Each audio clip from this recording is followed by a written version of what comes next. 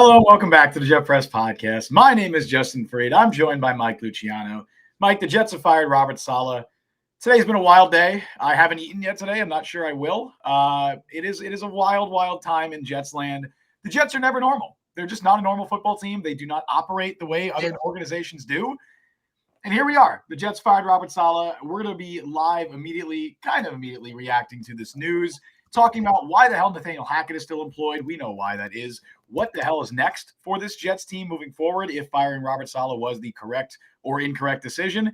Mike, what are your immediate thoughts on the Robert Saleh news? Because when I saw that tweet, because as a little behind the scenes, I was pre-writing an article about the Jets trading for Davante Adams because as we discussed last week, we're both going away for weddings this week. So we're not going to be able to stream tomorrow, which is why we were planning to stream today anyway. I was pre-writing an article in case the Jets traded for Davante Adams, expecting, oh man, this week's going to be crazy. They might trade for Adams, and Adams trade is going to happen seemingly one way or another.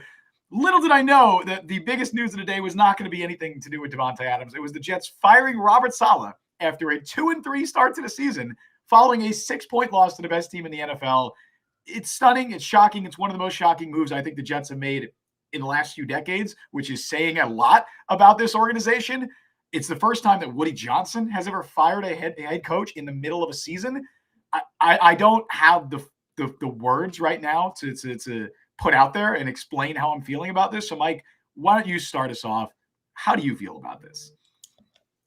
That scene in Futurama where Fry goes to the 0 days without an accident sign. He tries to nail up number 1, and then he accidentally nails his hand to the wall and the sign falls down. Mm-hmm. That's the New York Jets. Yep. Robert Saleh was not performing very well as a head coach. He was a great defensive coach. There seemed to be something missing as a head coach, but whatever. I don't think he was the biggest problem with the Jets, but it seems like Woody Johnson seems to think he was. I think maybe he went to London and got kind of embarrassed in front of his billionaire cabal of soulless ghouls that he hangs around with. And I think he said, I'll show you guys. And he fired Robert Saleh. So before we get into actually talking about Saleh, you can find us on Apple, Google, Spotify, all the podcast platforms. We're there. We're the Jet Press there. And we're the Jet Press on YouTube. Subscribe, like just a little thumbs up on the stream. That really helps push us up. There's a lot of Jet stuff out there right now. This can really help get us up there. If you want to support the show, you can do it like that. Let's just dive right into Robert Saleh. Robert Saleh is gone. Real quick. We will get to all of your comments. We really appreciate everybody who comments. Yes, we will. Obviously, it's going to be an all Saleh show. Yeah, today is a big day, obviously, so we got a lot of extra people tuning in. We will try and get to every single comment in due time, so don't worry about that. We appreciate everybody tuning in and everybody commenting. So Saleh, let's just look at his career in total. 20-36 in parts of 4 years as Jets head coach. And I'm going to first lay out the you had to fire Saleh. I'm going to do both points. You had to fire him. Sure. I can look back at the last couple of years and point out a handful of games where an average coaching staffs, I think, win those games. I think Minnesota last week was probably one of them. And in a year where everybody's going for broke, because I don't know if Joe Douglas is going to be back next year. I don't know if Aaron Rodgers is going to be back next year. You had to do something, and I guess this is certainly, I don't know if it may not be the most prudent move. It's certainly the most shocking to kind of wake people up and go, whoa, we had to do something here. And Saleh has not had a winning season yet. So that's the evidence you need, that bad head coach. The case against it is he had 5 games with Aaron Rodgers. He had 5. He had 34 with Zach Wilson. And then he had 7 with Mike White, a couple with Joe Flacco. People always, he never figured out quarterback. He never got a quarterback. One thing that pissed me off was Ian Rappaport saying one of the things against Saleh was his inability to develop Zach Wilson. I'm like, maybe Zach Wilson just sucks. And then he got saddled with that. I also think that the bigger problem with the Jets right now is not necessarily Saleh, and I feel like most Jets fans would agree. If you had to poll most Jets fans and say who is worse at their job, Robert Saleh or Nathaniel Hackett, everything, who is worse at doing their job, Robert Saleh or Nathaniel Hackett, I feel like Hackett wins out. Easily. Because, again, look at the defense. Since 2021, with the 4th most defensive snaps, best success rate, lowest EPA, It's like third in points per play, or yards per play, or something like that. Like one of the best defenses in the league consistently, year in and year out. That's what confuses me about this firing. Because if you want to fire, I know they didn't fire Todd Bowles or Adam Gase in the middle of the year, but Todd Bowles, who has since turned it around, I think maybe Salah could end up on that track. Maybe he goes back to being a DC and then kind of gets a second crack at it with a better organization. Maybe that'll happen. Todd Bowles was a defensive coach. Defense was bad. I get shaking it up. Adam Gase was an offensive coach. Offense was bad. I get shaking it up. Salah's a defensive coach, and the only reason the Jets have not won 3 games combined in the last 2 years was they got a freaking awesome defense. Now, Jeff Ulbrich is the interim head coach. You would imagine that things would stay similar, but he's not going to have as much of an influence, I should say, over that side of the ball now because he's doing head coach duties. There could be a drop-off there. And the offense, Justin, is not going to get any better because Nathaniel Hackett is still there. That's the if they fired both of them today, I totally get it. I totally get it. Then Hackett's gone, and you say, all right, this didn't work. We'll play out the year with Rodgers because we're not going to just bench Rodgers, and then we'll cross the next few bridges when we come to it. I could get behind that. I can't get behind this because the biggest problem, Hackett is still there. Yep. Well, they're going to start holding guys accountable now that Salah's gone. The guy who needs to be held accountable the most is Nathaniel Hackett. He's not being held accountable. Arguably, the player the last 2 weeks who might need to be held accountable the most is Aaron Rodgers in terms of in terms of his play and the influence he has over the entire operation. He's still there. They're still going to try to trade for Devontae Adams because of him. Yep. So nothing's really going to change. There's no Salah name on the marquee for people to yell at. I don't know if that fixes anything. It doesn't. It doesn't fix anything, Mike. And I want to say that for as much as we've defended Robert Saleh over the last couple of years, over the last few years, honestly, I said, I believe on Sunday after that Jets-Vikings game, that I was about 95% out on this coaching staff. So I'm not going to sit here and say that firing Robert Saleh was not deserved. I'm not going to sit here and say that it was inherently a wrong decision because I don't think it necessarily was. It's stunning and it's shocking, but I don't think it's necessarily the wrong decision because for as great as this defense has been, I mean, there was a stat that I saw earlier. Basically, the Jets have a top 5 passing or pass defense this century over the first 5 weeks of a season. The defense is playing lights out, and that's despite the fact that their run defense is not particularly great. Their defensive line is in shambles because there's no Hassan Reddick and there's no Jermaine Johnson. But their linebackers and corners are playing at an elite level. Robert Saleh has helped develop so many of those guys, from Quincy Williams to Jamian Sherwood to Michael Carter to DJ Reed to Sauce Gardner. By the way, Sherwood was pissed if you saw that on Twitter. Sherwood was pissed. I'm sure a lot of these players are pissed. And that's what brings me to my point. While I don't think it's inherently the wrong decision, you could point to the defensive strengths, but you can also point to there were some red flags with the coaching staff. And it goes even beyond, I think, the obvious, like, hey, they're just getting outcoached every week because they have. The only game this year that I could say that the Jets outcoached their opponents was New England, was that Patriots game, which I said an infamous quote in the post-game show that I said that same old Jets was dead. And then since then, they've lost 2 games in a row and now fired their head coach after a 2-3 start, after losing by 6 points to the best team in the league. Same old Jets is not dead. This is a very same old Jets-esque move. But again, the red flags extend beyond that. There were players calling for accountability. I mean, you saw that the Quincy Williams quote, that definitely, I think, was an alarm for Woody Johnson. I don't know if that's why Woody Johnson made this move, but I'm sure it didn't help. Quincy Williams openly calling for players and coaches to take accountability. It goes beyond that as well. Jets failing to stack positive results, consistently folding in the face of expectations. This has been a common theme with Robert Saleh. It's been a trend in Robert Saleh's tenure. All of that being said, the optics of firing Saleh while retaining Hackett and the entire offensive coaching staff, I can tell you right now that is not going to sit well with the locker room. We already saw it from Jamian Sherwood tweeting about it. If you want to talk about accountability, you want to talk about how players should be held accountable, you want to talk about how coaches should be held accountable, there is no justification for firing Robert Saleh while retaining the entire offensive coaching staff. This is an offensive coach or offensive roster, an offensive talent that they have with the skill position group, with obviously the quarterback room, with the offensive line. This offense should be significantly better than it was last year. It's better, but not significantly. Keep in mind, too, Justin, the offensive coaching staff, Robert Saleh didn't even want. Correct. He wanted to keep Mike LaFleur. Exactly. Robert Saleh hired Mike LaFleur, wanted to retain Mike LaFleur. The only reason Mike LaFleur was fired was because Zach Wilson didn't like him. Oh dear, we got more. Dude, I called Optimum about this shit. It's pissing me off. Anyway, whatever. My internet is getting Robert Saleh. What was I saying? Oh, yeah. The Jets fired Mike LaFleur because Zach Wilson wanted to fire him and Woody Johnson didn't want him. They then hired Nathaniel Hackett to replace Mike LaFleur. Why? Because Aaron Rodgers was coming into town and they wanted to appeal to him. They knew they were probably going to get Aaron Rodgers, so they wanted to hire Nathaniel Hackett to just kind of put them over the edge. Robert Saleh didn't necessarily want Nathaniel Hackett fired. And the cruel irony of all of this is that Saleh's handpicked offensive coordinator gets fired. The guy he gets forced into hiring keeps his job after now essentially costing Saleh his own job. This is a cruel world. It's a cruel world that we live in, that Robert Saleh is the guy that gets fired and Nathaniel Hackett isn't. And that's not to say that Robert Saleh shouldn't have been fired. It's not to say that this is inherently a bad decision, but I know for a fact that in that locker room, especially in the defensive side of the ball, those players are going, man, we were kind of balling. We were playing great football. This isn't on us. Why'd you fire him? You should fire the other guy. But we all know why, Mike. We all know why Nathaniel Hackett is still here. Comes down to number 8. Comes down to the quarterback. It comes down to Aaron Rodgers. Here are 2 things that I think are not true.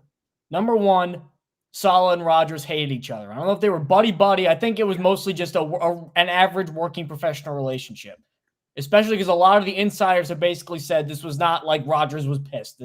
It seems like they were just kind of okay with each other, which that's perfectly fine. Right. I also don't think that Aaron Rodgers, told Woody Johnson, fire Robert Saleh, keep my buddy Hackett because I love him.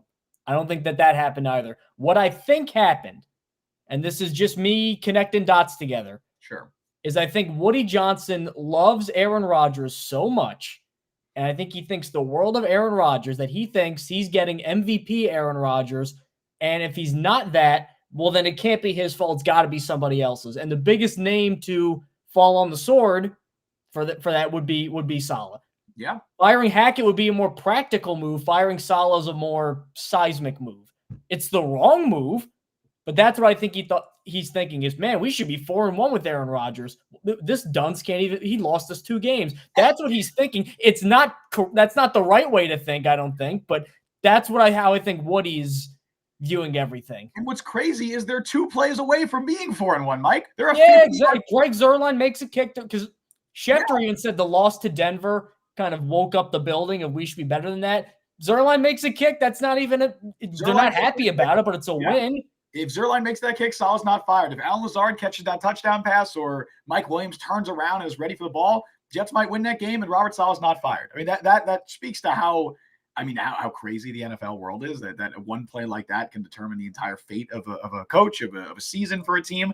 But it also speaks to how fleeting this decision is and how it's Woody Johnson acting on a whim. And that's what he does. And that's what he's done for a long time. And I want to say that, but I also want to say he has shown patience with this regime. I mean, Joe Douglas is going on his 5th year with the organization, and has a very, very bad record with the 29 and 59. Robert Saleh is 19 and 36 with the team as well. So there has been patience showed, which is what makes it stunning that after 5 games where the Jets are a middle of the pack team, I mean, they're a half game out of they're the 8th seed right now. If they beat Buffalo on Monday night, they're in first place in the division with 2 division wins. Exactly. And that's what makes it so stunning. It comes out of absolutely left field. It doesn't make a lot of sense. The timing of it doesn't make a lot of sense. It's of all the weeks to fire him, I think that's the correct.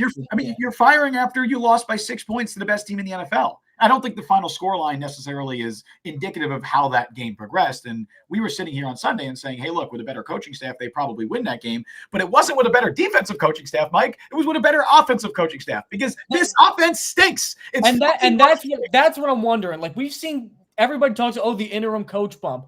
A lot of coaches who have been fired mid-season, Brandon Staley on defense or Josh McDaniel, like, they're in charge of their side of the ball. Like the Raiders are, I think, a good example. Just last couple years, Josh McDaniels was an offensive head coach. The offense was terrible. They fired him, made some changes, and the offense got better. Yeah, and Antonio Pierce proved to be a better leader. Like that at least makes sense. The defense is fine. Salah's a defense. He held up his freaking end of the bargain with defense, so he's going to be gone. The defense is not going to improve. You want the offense to improve. Well, how is getting rid of Salah and making Jeff Ulbrich the head coach? Maybe he still calls plays. I don't know if they have a nominal interim DC like Tony Oden or something like that. I'm not sure if that's been finalized yet, but I don't see how that necessarily improves the defense, and I don't see how Obrich coming in improves the offense, which is the problem. The defense is not the problem. We can nitpick certain things, but wholesale it is certainly not the problem. The offense is the quickest way to improve it. Like there's ticky-tack stuff, play Malachi Corley more, do more. Like there's that. The biggest wholesale change you can make is get rid of Hackett if you still want Rodgers to be the quarterback, to get rid of Hackett. And they didn't do that. They had a great opportunity to, because you could have fired both of them at the same time. Yep. And then we're cleaning out this coaching staff. It didn't work. Fans could buy that.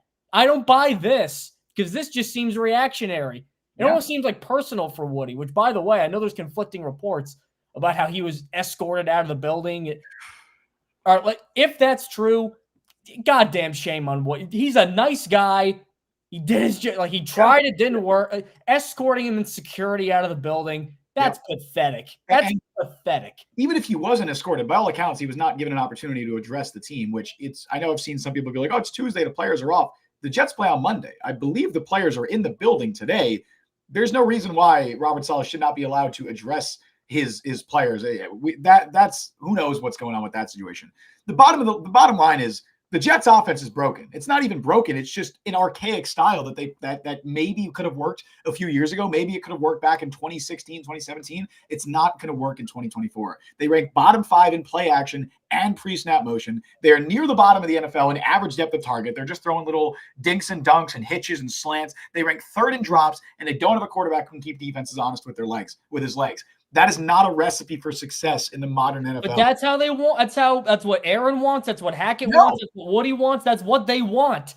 And that offense is the reason the Jets are not going to be. They're not going to be a Super Bowl team like they want to be. I'm not sure they're going to be a playoff team, because for as good as the defense is, and for as much as the offense might accidentally luck into positive plays here and there, because Aaron Rodgers is still good and you still have enough talent on that offense that you can make stuff work. They're running a high school offense. Like the offense they are running, if you watch football every single week, the Jets are not running the same offense as the other teams are. It's embarrassing. It's fucking embarrassing, Mike. It pisses me off because none of those guys get held accountable. Robert Saleh, maybe that's what they mean for accountable. Honestly, I know we don't want to pit guys against each other. When players say we want guys to be held accountable, it's defensive players saying, can we score some points? Yeah. That's what that means in coded language. Yes. And this is not going to change that, because Saleh, I know that for some reason, a lot of ex-players who coincidentally all suck are now saying that they're happy Robert Mekhi Becton, Adrian Amos, and Michael P. Ryan. Zip it. You guys had chances. You sucked. Now, I get that they're all pissed, but defensive players, just outside looking in, seem to like Saleh a lot because he's a defensive coach and they're good. Right. And he does hold people accountable on defense. He'll bench guys when they're not performing well, like when they have other options. He'll try different things to move them around. How many defensive line things have they tried just this year, moving guys around? So there is accountability over there. There's none on offense. Correct. Hackett is probably the biggest reason for that. And Rodgers and Hackett probably wanted 1A. Correct. And they're not going to get rid of him. They get rid of Salah, who the defense liked. That doesn't answer their big question or their big problem. Excuse me. I'm so glad you brought that up, because you're absolutely correct. You want to talk about accountability. Yeah, maybe you could say Robert Saleh is too nice with players. Maybe you could say he's too buddy sometimes, but he makes schematic changes. He holds players accountable. Ashton Davis was the 3rd safety to begin the year. He got benched for Isaiah Oliver because he had a bad couple of games. Then Isaiah Oliver had to step in at nickel corner, and he was back. The defensive line, they've been trying every different combination there. They've given guys like Jalen Holmes a chance, Bruce Hector. Playing Quentin Williams at the end. Playing Solomon Thomas at the end. And guess what, Mike? They just had their best goddamn game of the year other than the Patriots game. Their run defense was good, and it was because of some changes they made. Solomon Thomas had a pretty good game. Eric Watts has been all right since given opportunity. They benched Braden McGregor because he was playing poorly. The changes they made on defense are working. They can't make any changes on offense because of Rodgers and Hackett don't want it. Sure. So they're stuck with this. And then you look at the offense. And the messed up part of it is, I almost said a bad word. Say it's fucked up. Because they're going to, unless they keep Obrich for next year, which I don't know if they do, unless there's just some crazy heater they go on after this. I don't think they keep Obrich. Who knows? They're not going to keep Hackett next year anyway. Right. They're going to have a new coach come in, and he's going to bring in his own guy. I don't even know if Rodgers will be there. That's a different question. But it seems like they want Rodgers to be there. Well, then the Hackett-Rodgers partnership ain't lasting anyway now that you fired Salah. So why not just rip the Band-Aid off now? You know what this is? You know the Alex Jones meme where he's like standing like he's like before like, 4 or 5 days later, and he looks exactly the same. He's just sunburned. That's what this is. It's just the Jets have they're in the same exact situation they were. They're just like a little closer to the camera. So they look a little bit different. It's the same situation. It's the exact same thing. The offensive coaching staff's the same. The offense is not going to change. We're going to get to Monday, and the Jets offense is still going to look inept. It's against Buffalo, who's a good defense. Right. It's still going to look like they're playing Washington's bad defense or Carolina, where they could just score 35 points immediately. This is a tough game. Correct. They're not going to score 40 points. It's going to look the same. The offense is going to look the exact same. If you're lucky, the defense is going to look the exact same, which I want to point this out. A lot of people have been trying to say, oh, this wasn't actually Salah's defense. This was Jeff Ulbricht's defense. You're wrong. You can't. Here's one other problem I have with that is you can't say it's classic. I get if you don't like Salah, fine. It's your right as an American to believe that. We won 2 world wars, so you could say that. I get that. The problem is they're basically saying everything good that happened on defense was Ulbricht and everything bad was Salah. Correct. Well, that's what fans do when they want to justify a decision, when they want to justify what their team does. That's what they do. Robert, when they were getting killed by Jordan Mason, it's Salah's fault. When they gave up 3 points to the Patriots, that's Jeff Ulbricht. Correct. I would ask those same people, 2020, 2021, that Packers offense, was that Nathaniel Hackett's offense, or was it Matt LaFleur's offense? I'll tell you, it was not Nathaniel Hackett's offense. And I think everything that's happened since then, we've been able to see that from his tenure in Denver to now in New York. That was not Nathaniel Hackett's offense. He had influence, absolutely. I mean, the gold zone, all that shit, he was in charge of red zone offense, whatever. He had some influence. Obviously, he was Rodgers' buddy. That was Matt LaFleur's offense. This is Robert Saleh's defense. Jeff Ulbricht has an influence, absolutely, and he deserves a lot of credit. This isn't meant to disparage Jeff Ulbricht and take any deserved credit away from him, but the fingerprints of Robert Saleh are all over this defense. From the exact schematic influence that he had in San Francisco, you can see it here. It's the same style, and it's why if you look at the Niners defense, so you look at the Texans defense, it's all very similar. They all have a very similar defensive scheme because they all come from that same coaching tree. That's Robert Saleh. It's not Jeff Ulbricht. I mean, it is a little bit because it's kind of the Dan Quinn tree a little bit, but it's Robert Saleh. Like that. This is Robert Saleh's defense. I'm not saying that I think the defense is going to take a big step back that Saleh's gone, because I still think they have the talent there, and I do genuinely like Jeff Ulbricht a lot, and I absolutely think that it's the correct decision to make him the interim coach. Thank fucking God it's not Nathaniel Hackett, because if that happened, Mike, I would be punching my keyboard right now, writing an angry article about that. And honestly, I feel like, that's the thing, is that I feel like the sentiment from what I've seen on Jets fans is very 50-50, where a lot of them are happy he's gone, and a lot of them are like us, like this doesn't really change anything. If they put Hackett in there, I guarantee you it's 95-5. Why did they do this? I would prefer Robert Saleh. Correct. I don't think anybody would prefer Hackett as a coach over Saleh.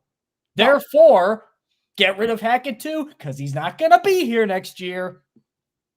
And they didn't. Let's get to some comments. Yes, I was about to say the same. We got a big backlog. It's very involved. Thank you so much for using the chat. Brian Sternbeck will start off with. Salah was getting legitimate Coach of the Year talks after Week 6 of 2023. Couldn't even make it to Week 6 of 2024. The NFL. That's the NFL. The NFL. Wild world. We talked last year. We thought he was doing a pretty good. It's Zach Wilson. He went 12-21 with Zach Wilson. I think there are coaches right now that are still coaching that want to go 12-21 with Zach Wilson. Yep. And there are coaches right now coaching that would go 3-30 with Zach Wilson under the same circumstance. Hold on, real quick. Zach Rosenblatt, The Athletic, just put out an article, and I'll read the tweet that he posted this article. You guys can check that out. So Jets players and coaches in recent days have felt like the vibe was off, and there was a lot of frustration internally about a lack of accountability about the continued issues on offense. So far, the defensive-minded coach. Players and coaches have had concerns about Nathaniel Hackett dating back to last season, per sources. So why what is the accountability that Woody Johnson takes? He fires the defensive guy. He fires Robert Saleh. Players don't like Nathaniel Hackett. Well, unfortunately, we can't get rid of him because Aaron Rodgers is here. So there's no accountability. So are you firing Saleh for not holding Hackett accountable enough?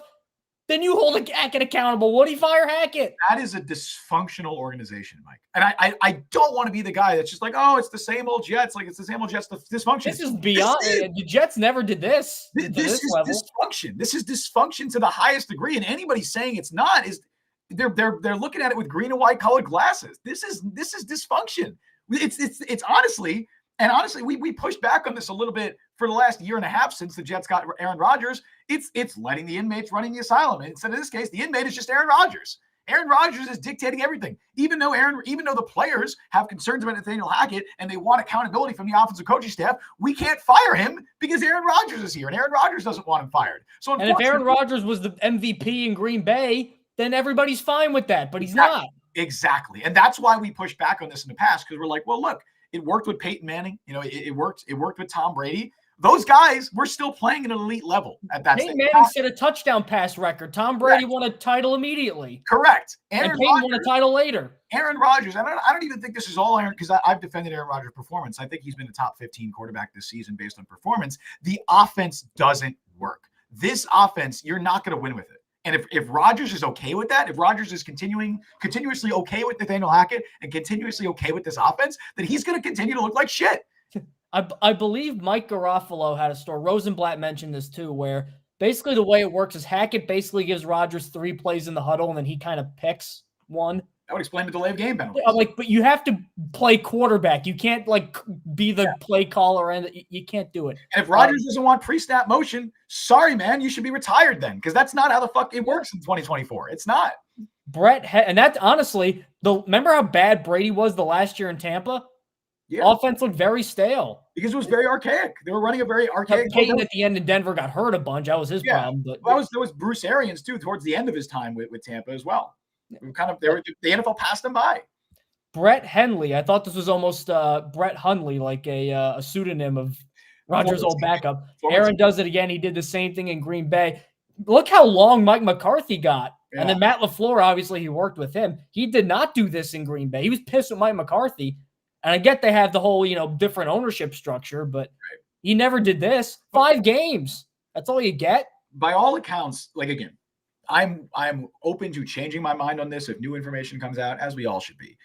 I don't think Aaron Rodgers is the reason Robert Saleh got fired. I mean, directly at least. I don't think Aaron Rodgers went to Woody Johnson and was like, hey, buddy, we got to get rid of Bobby Saleh. We got to get rid of this guy. I don't think that's what happened. If new information comes out that says that their relationship was fractured, sure, I will be welcome to change my mind. But he indirectly caused it because of Nathaniel Hackett. Like we touched on before, Nathaniel Hackett's here because of Aaron Rodgers. Nathaniel Hackett is still here. Against Saleh's will because of Aaron Rodgers. He's still here because of Aaron Rodgers. That ultimately got Saleh fired. So And that makes me feel worse too, because it almost makes him feel like he's kind of a patsy. Because what power did he have if he can't control the offense? Yep. People are like, oh, Saleh, because no one questions Saleh knows what he's doing defensively. No one questions that. The question is, why can't he hold people accountable on offense? That is the defining question of the Saleh era. Why can't he get offense right? Well, apparently he's not in control of that. Yeah. It's Rodgers and Hackett. So why is this his fault? And then how do you put it on him? And then I see people being like, yeah, Saleh made his bed by hiring Hackett. And he didn't want to. And Ulbrich wants to save his job. He needs to fire Hackett. Guys, it's not on them. This is not their call. You think Jeff Ulbrich has the power to fire Nathaniel Hackett? Saleh didn't. You think Ulbrich does? Nathaniel Hackett is gone. You can't touch that man. He is untouchable. He's a cockroach. Ugh. Not in like a personality sense, in a longevity sense. He's unkillable. He's untouchable. Rodgers is his personal shield. Matthew Wilder on Facebook said, "I thought they should have waited until after Buffalo on Monday. If they win that game, they're first." Yeah, the timing of this is bizarre. But if they went into Buffalo, Mike, and they lost in pretty bad fashion, another primetime game again, because this is a situation where expectations are you are competitive in this game and maybe win. This is a high-stakes game for the division title. Those are games that Robert Saleh has struggled to win throughout his tenure. If they lose that game, which Robert Saleh, and they lose it in embarrassing fashion, I don't think we're having this discussion, the same discussion we're having now. No, not at all. It's not more justifiable then. Not after what just happened. The timing of this is bizarre. I find a good comment here actually from AJ. I think this is a good summation of what we're thinking. I can't defend Saleh's record as a coach, but I liked his character and leadership. Nice guy. Everybody liked him as a guy. Can't say he didn't deserve it, but he was caught in circumstances not of his making often. Very true. There you go. Most of his career, people are going to point to this Rodgers thing as, what actually was like the straw that broke the camel's back, but his bed kind of got made the years before that. But again, it was Zach Wilson and Tim Boyle and Trent. We saw those games. Like we knew there was nothing he could really do. Mm. We saw that quarterback play. Like I honestly feel like he's a patsy. He kind of got screwed. I think he's a perfect guy to do like a Todd Bowles, Brian Flores. Go be a DC with like the Rams or the Packers or something like that. Crush it for 3 years. Go to a team. Now, Rodgers is a good quarterback, but this is not stable, even though Rodgers is good as a quarterback still. This is not stable. Go somewhere with a stable quarterback and a stable organization where you don't have to deal with this and a competent all the time. A competent, because it doesn't matter if Aaron Rodgers is still good. You're not succeeding. I thought Mike LaFleur was. He just didn't have the quarterback. He could hire. You know what? Go be the Rams DC for a year. Get hired, or 2 years. Get hired again. Bring LaFleur. Get a mid-tier to above-average quarterback. I bet he wins games. Dude, I bet he wins games. I'll put money right now that Salah is the DC in Green Bay or the Rams next season because you got the LaFleur connection. It makes too much. Or he goes back to San Francisco. One of those three. He's going to have a job next year. He's not going to, not going to be hurting for work here. AJ, another comment here from AJ said, I don't know how much this helps his team right now. Maybe the primary benefit is to wake the team staff up. I think that's what Woody Johnson wants. Woody Johnson is hoping that this is like sends a message of accountability, but he's ignoring the fact that you're being hypocritical by doing that because you're not holding the right guy accountable. How is Jeff Ulbrich going to change the offense? He's not in a way that Robert Saleh couldn't. He's nuts. And but they're handicapped, Mike. They're handcuffed. They're handcuffed to Nathaniel Hackett. They can't do anything. Matthew Wilder, Robert Saleh is a great DC and a terrible head coach. That's going to be the prevailing, snappy line. Correct. It's true. But I get that there's more to head coaching than just being a defensive guy as a defensive coach. I get all that, but his record is bad. I would love to see him. The offense was not in his control is the big problem. And that's what got him fired. And it just feels bad to can a good defensive head coach when the defense is playing well because the offense isn't playing well, when in reality, how much say does Salah really have? What's funny, this was the exact same narrative of Todd Bowles, Mike. The narrative when Todd Bowles at least he ran through coordinators all the time. They tried stuff with Bowles. The narrative with Todd Bowles when the Jets fired him was that he's a great DC, but a terrible head coach. He's too nice. He's too buddy-buddy with the players. That was the exact same narrative with him. What happened? He rehabilitated his image, got another head coaching job, and is doing very well for himself. I'd love to see if Robert Saleh could follow a similar path. I'm not saying he will, but I could absolutely see it happening. Keith Thomas, need entire staff removal. That's probably going to, unless they keep Ulbrich in the offseason, that'll happen. They can't do that. They can't fire everybody I would love it if they just fired Nathaniel Hackett, Keith Carter, the entire offensive staff right now, but they can't do that. They could have fired Hackett and Salah, or they could have just fired Hackett and maybe Keith Carter or whoever, but we know why they can't do that. AJ agreed about a Salah Hackett package firing. Say that 5 times fast from earlier. Carlos Perez. Aaron's influence over the organization doesn't allow for Hackett to be fired. Aaron makes the Jets money, not Salah. Aaron right now is not winning them games. That should win. Yeah, that's the problem too. Aaron Rodgers threw 3 picks, 2 of which were awful. And again, I want to separate Aaron Rodgers' performance from Aaron Rodgers' influence in the organization because they're 2 different things. Aaron Rodgers on the field, I think, is fine, and I think he's good enough to win you a lot of games this year. But Aaron Rodgers' influence on the offensive coaching staff is directly causing the Jets losses. And that is the bigger issue because the Jets' offensive coaching staff is broken. Their offense is archaic, and it does not work in the modern NFL. And if that's Aaron Rodgers' decision to keep it that way, then that's more important than what he's doing on the field because he's ultimately hindering himself. He's literally hurting himself by doing this. Kagarin, fans want to blame Rodgers, yet you wanted him in the first place. Last season failed because Rodgers got hurt. Had he not got hurt, they would have made the playoffs. That was the narrative. If he didn't get hurt last year, though, they make the playoffs because there's at least 3 games. They lost like 14-9 or something like that. That's 10 wins. They get in. Robert Saleh is the king of New York. Yeah. Let's be completely honest, though. I don't think there's a world where Aaron Rodgers doesn't get hurt last year. I'm not saying that he doesn't tear his Achilles. They had 14 different offensive linemen playing at one point in that season.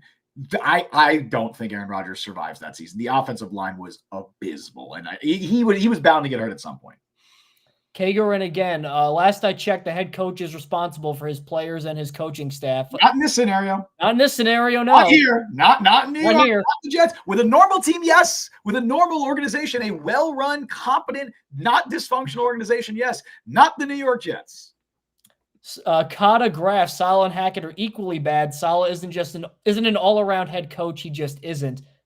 One of them is a great play caller and a great coordinator. The other isn't. So I'm not sure how you consider equally. Are they equally bad head coaches? Still no, because Adam Gase was a waste. Like, there's a difference between Adam Gase. Like, Salah is a better head coach, and you could see differences. Salah knew what he was doing to some degree. Gase didn't. Correct. I don't know why people think that they're like similar for some reason to make comparisons. It really baffles me. Blitz XCV. Salah seemingly refusing to hold people accountable was his biggest downfall. He couldn't. He tried. But he did not want Nathaniel Hackett as his coordinator. He wanted Mike LaFleur, Woody Johnson, who as has been written about in writing, reads what fans say a lot and is very reactionary. And he said, fans want Mike LaFleur fired. So he got him out of there and said, we're going to get this Aaron Rodgers thing. Let's hire his buddy, even though he stinks, and committed to this whole thing. Does it sound like we're blaming Rodgers? To a degree, yes. Yes, absolutely. But that's also because he's not holding up his end of the bargain. Because if he was MVP Aaron Rodgers, they're winning games, everybody's fine with this agreement because it works. But it's not working, and there's no way they can change it. They think they can change it by firing Salah, but in reality, this won't change anything. Correct. And again, I don't want it to sound like we're simping for Robert Saleh. At least I'm not. I'm not saying it was inherently the wrong decision to fire him. There's just a lot of, I feel like, false narratives going on around there right now, where it's like, his decision to keep Hackett around was ultimately his downfall. No, like that's not his choice. Robert Saleh, I think you could simultaneously say was dealt a really bad hand, was put in a really bad situation, but was also, I think, had his own red flags and had his own issues as a head coach that continued to pop up. And his record does speak for itself, even though he had 5 games of NFL caliber quarterback play. Joshua Kerr, we're going to tank the next few years, aren't we? I mean, they're going to try not to, but that they have so much money. They're going to have to pay all these guys coming up. They're not going to tank. They're going to be too good for that. And then especially if they're still interested in Devontae Adams, which reports say they are. The roster's way too good, and still they have a lot of young core pieces. They're not going to tank. Like if the Jets get rid of everybody in the offseason, if they overhaul the coaching staff and Aaron Rodgers retires and he's not the quarterback next year, they're going to draft the guy and they're going to bring in a bridge quarterback. That's what they're going to do, and they're going to try to develop that young quarterback. Ideally, he doesn't start right away. I think I'm at the stage right now where I'm like, whatever quarterback you're drafting, and you're probably not going to have a high enough pick that you're going to get a top prospect anyway. In kind of a weak class anyway. Right. They should not start right away. But I imagine that would be the route the Jets take, whether it's a Jacoby Brissett, whether it's a whoever the hell it is, Joe Flacco, whoever it's going to be, they're going to have a bridge quarterback. Again, if this scenario happens where everyone's gone and Rodgers is gone, and then they'll draft somebody. And then ideally, you can compete within the next couple of years while that rookie quarterback is still on its rookie contract, and you already have guys like Sauce Gardner, Breece Hall, Garrett Wilson, whoever else is paid, right? That's ideally the plan. William Morey, Salah wasn't the root of the problem. He's the scapegoat. Rodgers is uncoachable and has performed poorly. And then there's Hackett.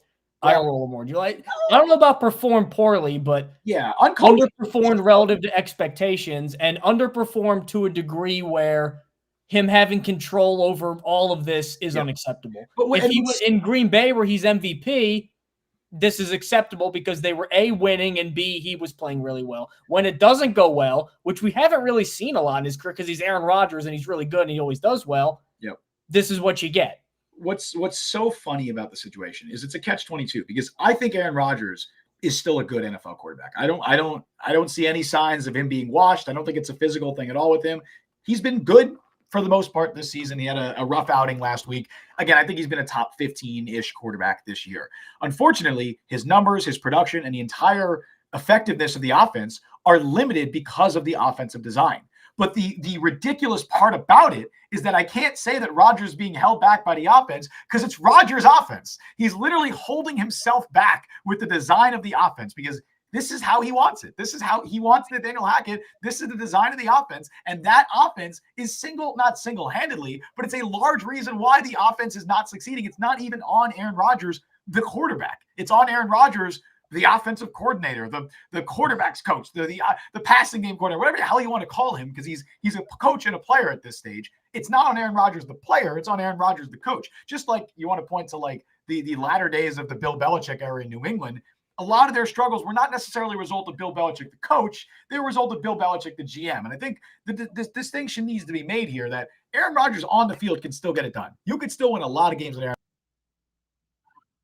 with Aaron Rodgers is what he wanted to say. Man, Aaron Rodgers is really screwing us right now. Dude, it's so dumb because it kicks me out for like 3 seconds. Like, it doesn't make any sense. Enough time to screw up your point. You can still win a lot of games with Aaron Rodgers as your quarterback. Unfortunately, he is hindering his own success right now. And it's so infuriating to watch that as a fan. But he's just going, no, it's not. Like, that's the infuriating. No, it's Rodgers, because that's the Rodgers experience. He knows better than us.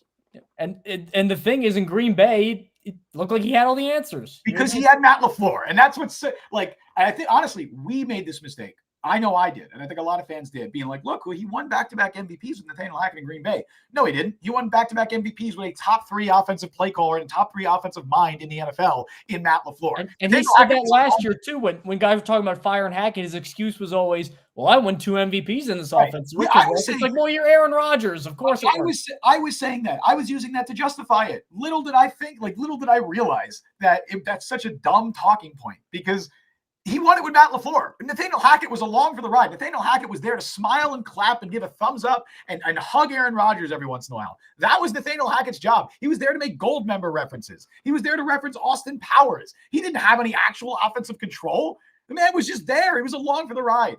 Those are weird movies to be like obsessed with, Austin Powers. But somehow it's on brand. Like, it very much. Take her in again. I think we're downplaying how big a deal firing the head coach really is. Like, I'm with you there, but like it's a big deal in the locker room because it'll shake things up. But just like when you look at the game, just the day-to-day responsibilities, like in the game, what's going to change? Right.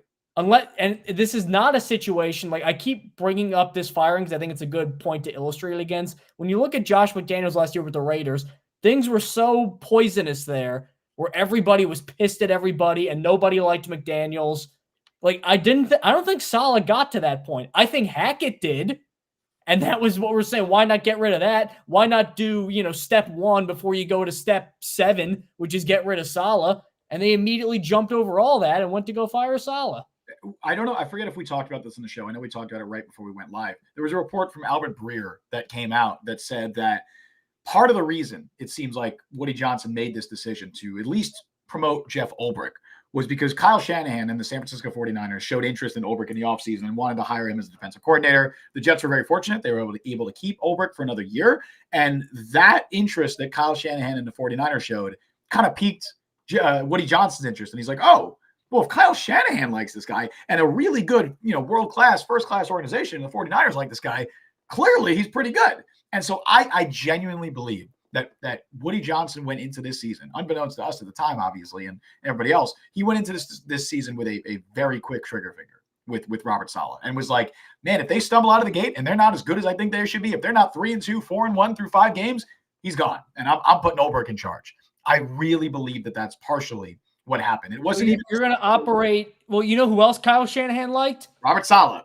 Saleh. He also liked Mike LaFleur. Mike LaFleur. But we're talking Woody Johnson here, Mike. We're not talking logic. We're talking Woody Johnson's logic and Woody Johnson's mind. He so much cares about what other people think. And Christopher Johnson's the same way. I mean, hell, that's the whole reason Adam Gase was hired was because Peyton Manning gave him a ringing endorsement. Peyton Manning, who, by the way, screwed the Jets. Right. Should be let the record show because he was supposed to come out in 97 when the Jets were the number 1 pick. Screwed them and he went back because he didn't want to go to the Jets. The Johnsons don't know football. They are businessmen. They are hospital mongers, for lack of a better word. But Woody Johnson, say what you want about Woody Johnson. Woody Johnson is a massive New York Jets fan. Obviously, he owns the team. He cares a lot about the team, and he also cares about the perception of the team. And to him, the Jets were a laughingstock. They were getting mocked. They were getting laughed at, partially because because they're totally not making fun of them now. Although they absolutely are, obviously, but he cares about that perception. And he believes that the perception of Robert Saleh was in the dumps, which is kind of true. In his mind, he's like, look, Jeff Ulbrich's a well-respected coach around the league. The 49ers, maybe the best run team in the league, really like this guy. Let's make him the head coach. That's fine, Woody. What's Hackett's perception? Probably worse than both of them put together. But Woody Johnson doesn't give a shit about Nathaniel Hackett. He cares about making Aaron Rodgers happy. And that's what he's doing. You said it before. Woody Johnson is in love with Aaron Rodgers. He is enamored. I think he's in love with Aaron Rodgers, the player and the person. I think he loves, that's really concerning. I think he loves everything about Aaron Rodgers, what he stands for, who he is on the field, off the field. I think he just loves Aaron Rodgers. Obviously, he's one of the greatest quarterbacks of all time. That is a huge thing for Woody Johnson. I'm sure he loves telling his billionaire friends, look, I got Aaron Rodgers as my quarterback. Like this is my quarterback. And to see the Jets underperforming with Rodgers at quarterback, somebody's got to be the blame. Somebody's got to take the blame. Somebody's got to be the fall guy. And it's not going to be Rodgers' best friend because Woody Johnson isn't going to want to piss Rodgers off. Rich Galasso, did Rodgers missing last year really make him archaic to today's NFL? Not him, the offense. The offense. Like he's not going to be, but like he's above average right now. I would say at worst, he's an average quarterback. He's a fine starting quarterback right now, at least through 5 weeks. There are clear physical limitations at points with his mobility. He's not what he once was. He still can move around a lot more than I thought he could after the first few weeks. I don't think it's a major issue. The biggest issue is the offensive design. They're bottom 5 or bottom 3 in play action rate. They're bottom 3 in pre-snap rate. They don't have a quarterback who can keep defenses honest with his legs. They're running an archaic style. They have no verticality in the offense. They also have no horizontality. Is that a word? They don't have any of that. They don't go east-west. That's a good word. Is that a word? Horizontality? I don't know. It sounds like it isn't, but it should be.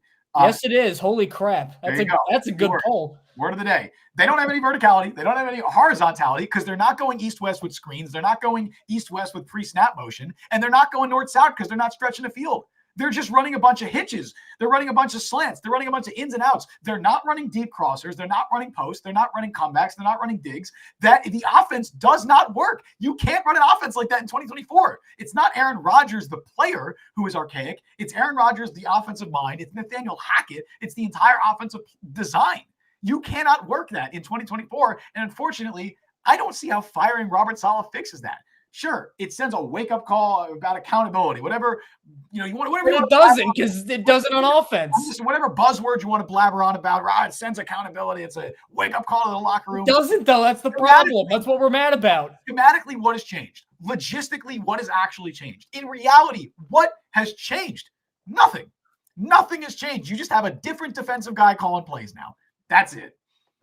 Matthew Wilder again.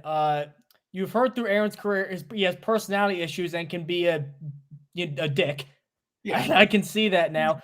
I don't think, again, the Jets signed up for this. If they're 4-1, if Rodgers has 11 touchdowns and 1 pick right now, he could be as ornery as he wants. Nobody cares. Nobody's talking about Salah. Nobody's talking about Hackett. Nobody's talking about anything. Now, that's why I think we're more like pointing it at Rodgers than most, is because he doesn't throw 3 picks in that game, and they win it. They're 3-2, a field goal away from 4-1. Everybody's feeling pretty good. They're in first place against Buffalo. They could win that, be 4-2. Nobody's talking about this. But because of that, they then lose that game, and for some reason that was a tipping point. And yet nothing's going to change offensively, which is the big problem. Rob Serafinowicz. Again, Bill Parcells, your Archer record says you are. Salah's record was awful. Under those circumstances, you bring in someone else. And again, you're right. You're right. 20 and 36 as a coach, I get that. But who, again, we did this last year too, and everybody's talking about fire Salah, where we said you can't just say, bring in whoever, like bring in a reasonable alternative. There's no reasonable alternative right now.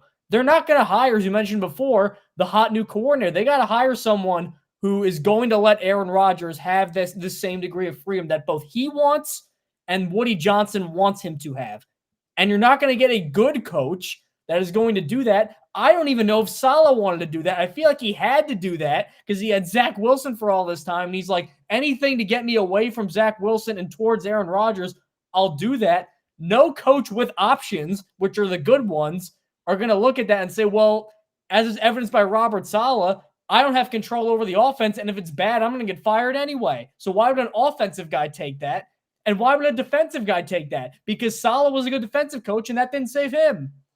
Rich Cimini, I don't know if this is a report. It sounds more like speculation. He says, I don't think it's fait accompli. He doesn't think it's a given, essentially, that Hackett will remain in his current role of offensive coordinator, play caller.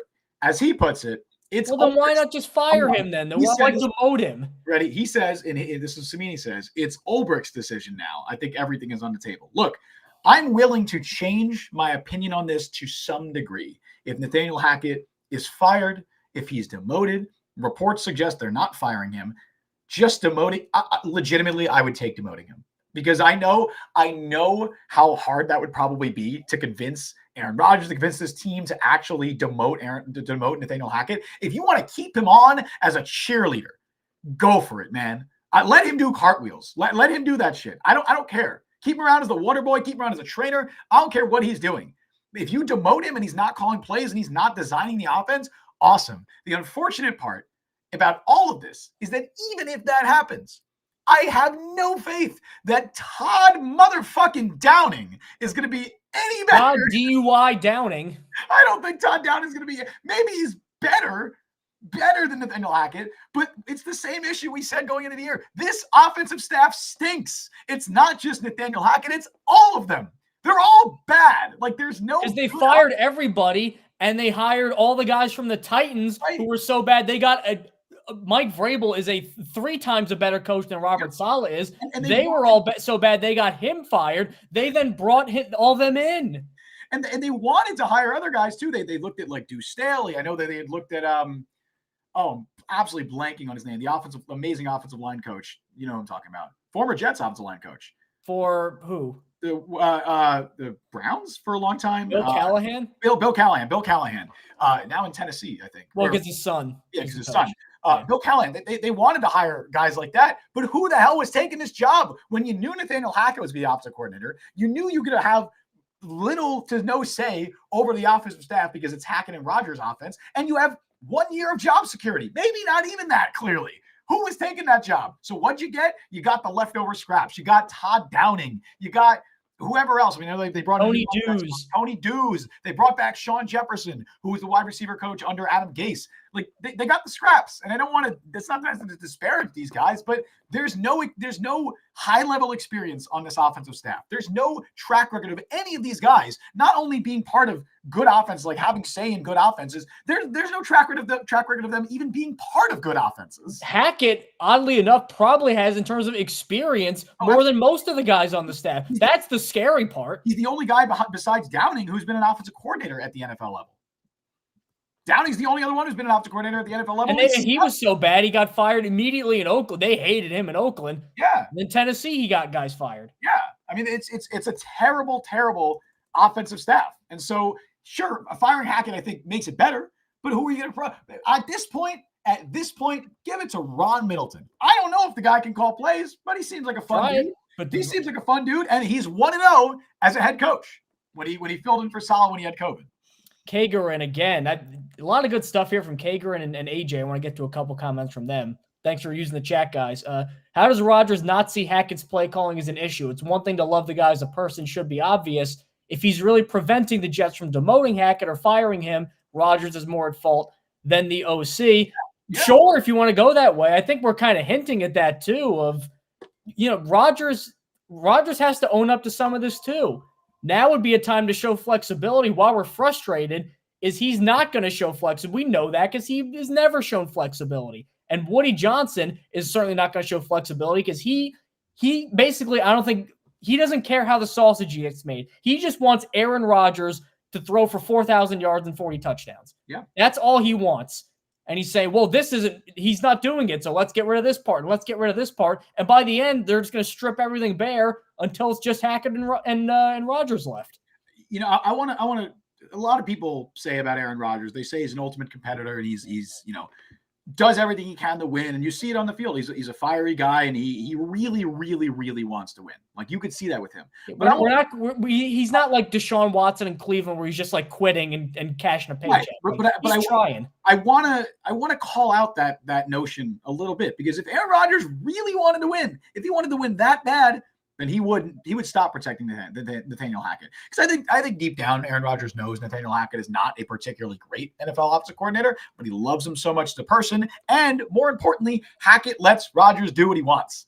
This is Aaron Rodgers' offense. Aaron Rodgers gets his way because he's Aaron Rodgers. And if it's working, awesome. Tom Brady got his way because he was Tom Brady, and it worked. Peyton Manning got his way because he was Peyton Manning, and it worked. Aaron Rodgers is getting his way right now, and it's not working. So if he's the competitor that he says he is, that everyone says he is, maybe he relents and maybe he makes a change. But I don't see that happening because of the other thing we know about Aaron Rodgers, he's a competitor, and he's also incredibly stubborn. To a fault. And sometimes it's good to be stubborn and believe in ideas, but not now. Nope. AJ, is Woody Johnson the new coaching version of Dan Snyder, who kept signing aging stars in the early 2000s? He seems insecure, impulsive, and ignorant. Woody might send some Robert Wood Johnson guys to go and knock on your door after comments like that there, AJ. Hope you're safe, but my internet cuts out again. It's probably because of that message. It's probably that. And I get that. Honestly, one thing I hate is when Jets fans just go sell the team because Carolina did it. It's terrible. Jacksonville did it. It's not good. Like, it's just another bunch of rich, like, underwear sniffers who don't really know anything about football. So that won't really, I think, change anything. What the hell? I've never underwear sniffer. What is that? What do you think it is? Does it sound like a compliment? I've never heard that term before. I don't know. We'll use context clues. Should I Urban Dictionary that?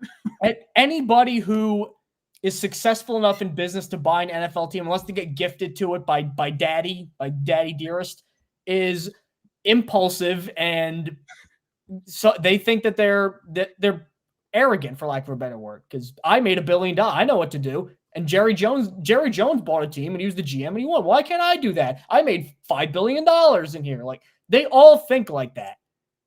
So because of that, you're not going to get anybody different with Woody. This is who Woody is. He reads the tweets. I get that he wants the Jets to win. I don't think he's rooting for them to lose or anything like that. Or I don't think it's like a guy like Bob Nutting in Pittsburgh, where it's just, they call him bottom line Bob because it's just how much money are we making. It's not like that, where he just views it as like an asset or a business like John Fisher. Like, he wants the Jets to win. The problem is he wants to win his way. And his way has not worked for his entire tenure outside of like 2 years with Rex Ryan and Mark Sanchez. His way includes Aaron Rodgers being the Aaron Rodgers of old. So he's going to do whatever he thinks. He's going to do whatever he thinks is going to help the Jets win there. But the problem is he doesn't have good ideas. Rodgers is a great quarterback, but he doesn't have good ideas. And that's not his fault. Not every quarterback's a good personnel guy too. And Hackett doesn't have good ideas. But they're all committed to each other. Robert Saleh be damned. Defensive play be damned. I do think this is a fair point here from Kay Garrett. So it's typically unlike Woody, though. He's usually pretty patient when it comes to firing coaches. That is true. I mean, that is true to an extent. I think that a lot of the decision-making can be called into question, but this regime has been given more time than any losing regime that I can remember in recent NFL history. I mean, they named the last GM that got 5 years of losing records in a row. And 29 and 59, Joe Douglas is. And Robert Saleh was going on his 4th year in the NFL as a head coach with the Jets, and had shown no signs of a winning record. Now, I think Saleh, there's obvious reasons for that. The quarterback play was abysmal. Joe Douglas, I think, you could say what you want about Joe Douglas. I think he's built a good roster. He has his mistakes. He has his misses. Zach Wilson being the biggest one. You could point to Mekhi Becton. There's other ones as well. Other free agent busts, Carl Lawson, whatever. He's done a good enough job with this roster that this roster right now should be able to make the playoffs. I mean, that's the bare minimum. That is the bare minimum of a roster this good. Unfortunately, the coaching is the problem. And if you hitch your wagon to Aaron Rodgers, you're ultimately hitching your wagon to Nathaniel Hackett as well. And the Jets knew that. Hell, they knew it so much they hired Nathaniel Hackett before they even traded for Aaron Rodgers. So for as much as I think, Joe Douglas has done good for the organization, as much as, Woody has been patient, the Jets knew what they signed up for here. So I want to have some sympathy for Rodgers, or not for Rodgers, for Salah. And I do. And I want to have sympathy for Joe Douglas. They knew what they signed up for. They made their bed. Kager, again, as bad as the Jets situation seems right now, we're still playing for first place. Jags, Browns, and Panthers are all way worse. In a vacuum, it's not bad. I don't think that's what we're lamenting is just the plight of the Jets here. It's just very disappointing. It is. And because of this, because of decisions like this, and because of the staff they have around, they have a very finite ceiling on how far they could take them. And it's certainly not a Super Bowl or a deep playoff run, which is, I think, what we thought they were going into the year. But here's, I think that's what we're lamenting here. Here's the thing, Mike. As Jets of a situation as this is the most Jets-like thing to do, just the ultimate dysfunction. It would equally be just as Jets to go out on Monday and just stomp the Bills. Like, absolutely stomp them. Like, how Jets would that be if they win by double digits on Monday Night Football against the Bills and now are leading? Jeff Ulbrich would be top 10 in Coach of the Year voting after one game if that happened. But it's totally possible. Cisco Agostini going to that game on Monday. It's going to be wild not seeing Robert Saleh. Hopefully we can start off strong. Does this mean, hold on, does this mean Robert Saleh or Jeff Ulbrich now has to be the guy that runs the steps? Is that responsibility not going to pass to Jeff Ulbrich, or is that maybe it's a team effort? Maybe they split it up. Ulbrich does half the stadium. Tony Odin does some. Mike Rutenberg does some. Maybe they split it up. I feel bad for. I don't know how much of this is just like him being good at PR, but like Todd Bowles, I think I'm happy for Todd Bowles getting a second chance at being good in Tampa, but he just seemed he didn't have any like spark to him. He just felt very stoic and very, He's quiet. He's quiet guy. Quiet guy. So I didn't feel like that's a championship head coach here. Adam Gase was a complete zero.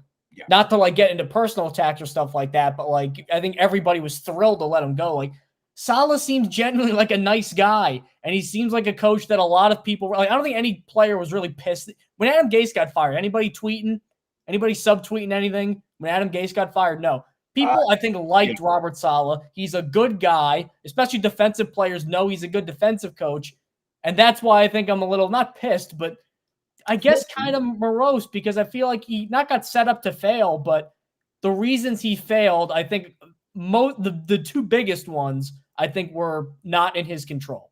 He had things in his control he messed up, but there were other forces at power that I think it hurt Saleh, and I think would have hurt any coach in this situation, not just him. I don't think this is a situation where Saleh brought this on himself.